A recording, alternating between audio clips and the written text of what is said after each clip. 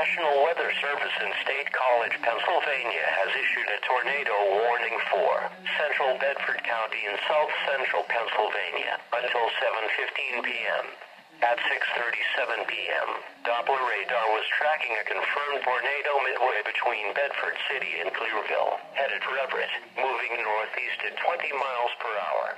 In addition, hail up to ping pong ball size is expected to fall near Bedford and Everett. This tornadic storm will be near Everett around 7 p.m. This includes the Pennsylvania Turnpike between mile markers 147 and 158. Take cover now. Move to a basement or an interior room on the lowest floor of a sturdy building. Avoid windows. If you are in a mobile home or outdoors, move to the closest substantial shelter and protect yourself from flying debris. Heavy rainfall may obscure this tornado. Do not wait to see or hear the tornado. Take cover now. Repeating, a tornado warning has been issued until 7:15 p.m. for the following county: Bedford County, Pennsylvania.